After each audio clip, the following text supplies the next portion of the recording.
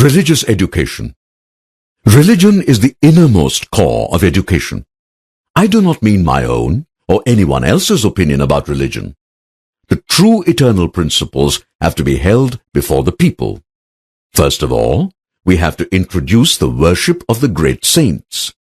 Those great-souled ones who have realized the eternal truths are to be presented before the people as the ideals to be followed. Sri Ramachandra, Sri Krishna, Mahavira, Sri Ramakrishna, and others. Keep aside for the present the Vrindavan aspect of Sri Krishna and spread far and wide the worship of Sri Krishna, roaring out the Gita with the voice of a lion, and bring into daily use the worship of Shakti, the Divine Mother, the source of all power. We now mostly need the ideal of the hero with the tremendous spirit of Rajas thrilling through his veins from head to foot. The hero who will dare and die to know the truth. The hero whose armor is renunciation, whose sword is wisdom. We now want the spirit of the brave warrior in the battlefield. Make the character of Mahavira your ideal. At the command of Ramachandra, he crossed the ocean. He had no care for life or death. He was a perfect master of the senses and wonderfully sagacious. Build your life on this great ideal of personal service. Through that ideal, all the other ideas will gradually manifest themselves in life. Obedience to the Guru, without questioning, and strict observance of Brahmacharya, this is the secret of success. As on the one hand, Hanuman represents the ideal of service, so on the other, he represents leonine courage, striking the world with awe. He has not the least hesitation in sacrificing his life for the good of Rama, a supreme indifference to everything except the service of Rama. Only the carrying out of Sri Rama's behest is the one vow of his life. Such wholehearted devotion is wanted. At the present time, the worship of the divine play of Sri Krishna with the gopis is not good. Playing on the flute and so on will not regenerate the country. Playing on the khol and kartal and dancing in the frenzy of the kirtana has degenerated the whole people. In trying to imitate the highest sadhana, the preliminary qualification for which is absolute purity, they have been swallowed in dire tamas. Are not drums made in the country? Are not trumpets and kettle drums available in India? Make the boys hear the deep-toned sound of these instruments. Hearing from boyhood the sound of effeminate forms of music, the country is well-nigh converted into a country of women. The damaru and horn have to be sounded. Drums are to be beaten so as to raise the deep and martial notes, and with Mahavira, Mahavira on our lips and shouting Hara Hara, Vyom Vyom, the quarters are to be reverberated.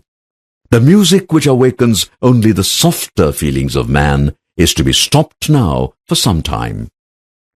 The people are to be accustomed to hear the Drupad music. Through the thunder roll of the dignified Vedic hymns, life is to be brought back into the country. In everything, the austere spirit of heroic manhood should be revived. If you can build your character after such an ideal, then 1,000 others will follow.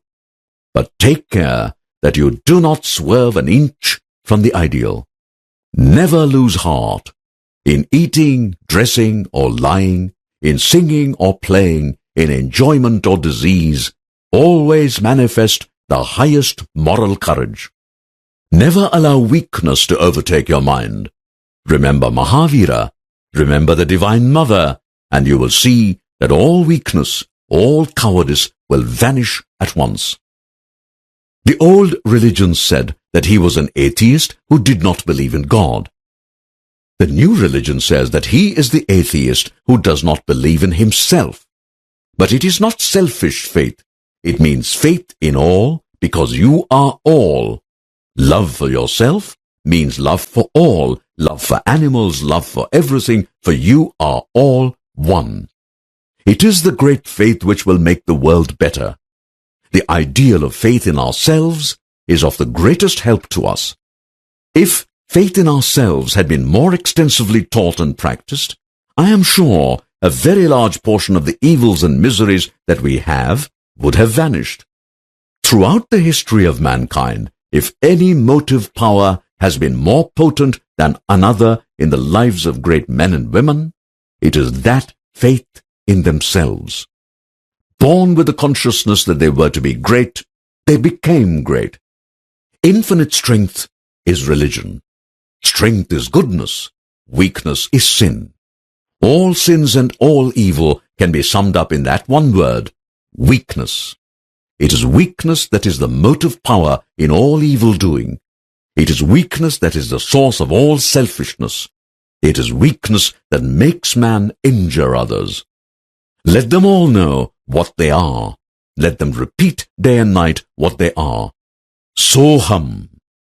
Let them suck it in with their mother's milk. This idea of strength, I am he. This is to be first heard, and then let them think of it, and out of that thought will proceed works such as the world has never seen. Tell the truth boldly. All truth is eternal. Truth is the nature of all souls. And here is the test of truth. Anything that makes you weak physically, intellectually, and spiritually, reject as poison. There is no life in it. It cannot be true. Truth is strengthening. Truth is purity. Truth is all knowledge. Truth must be strengthening, must be enlightening, must be invigorating. Go back to your Upanishads, the shining, the strengthening, the bright philosophy. Take up this philosophy. The greatest truths are the simplest things in the world, simple as your own existence. The truths of the Upanishads are before you. Take them up, live up to them, and the salvation of India will be at hand. Physical weakness is the cause of at least 1/3 of our miseries. We are lazy, we cannot combine, we speak of many things parrot-like but never do them. Speaking and not doing has become a habit with us. What is the cause? Physical weakness. This sort of weak brain is not able to do anything. We must strengthen it. First of all, our young men must be strong. Religion will come afterwards. Be strong, my young friends. That is my advice to you. You will be nearer to heaven through football than through the study of the Gita. You will understand Gita better with your biceps, your muscles a little stronger. You will understand the mighty genius and the mighty strength of Krishna better with a little strong blood in you. You will understand the Upanishads better and the glory of the Atman when your body stands firm on your feet and you feel yourselves as men. Strength. Strength is what the Upanishads speak to me from every page. It is the only literature in the world where you find the word Abhih, fearless, used again and again. In no other scripture in the world is this adjective applied either to God or man. And in my mind rises from the past the vision of the great emperor of the West, Alexander the Great. And I see, as it were, in a picture, the great monarch standing on the banks of the Indus, talking to one of our sannyasins in the forest. The old man he was talking to, perhaps naked, stark naked, sitting upon a block of stone, and the emperor, astonished at his wisdom, tempting him with gold and honor to come over to Greece. And this man smiles at his gold, and smiles at his temptations, and refuses. And then the emperor, standing in his authority, as emperor, says, "I will kill you if you do not come." And the man bursts into a laugh and says, "You never told such a falsehood in your life as you tell just now. Who can kill me? For I am spirit unborn and undecaying." That is strength. There are thousands to weaken us, and of stories we have had enough. Therefore, my friends, as one of your blood, as one that lives and dies with you, let me tell you that we want strength. Strength. Every time, strength. And the Upanishads are the great mines of strength. Therein lies strength enough to invigorate the whole world. The whole world can be vivified, made strong, energized through them. They will call with trumpet voice upon the weak, the miserable, and the downtrodden of all races, all creeds, and all sects, to stand on their feet and be free. Freedom, physical freedom, mental freedom, and spiritual freedom are the watchwords of the Upanishads. But no scriptures can make us religious. We may study all the books that are in the world, yet we may not understand a word of religion or of God. We may talk and reason all our lives, but we shall not understand a word of truth until we experience it ourselves. You cannot hope to make a man a surgeon by simply giving him a few books. You cannot satisfy my curiosity to see a country by showing me a map. Maps can only create curiosity in us to get more perfect knowledge. Beyond that, they have no value whatever. Temples and churches, books and forms are simply the kindergarten of religion to make the spiritual child strong enough to take the higher steps. Religion is not in doctrines or dogmas, nor in intellectual argumentation. It is being and becoming. It is realization.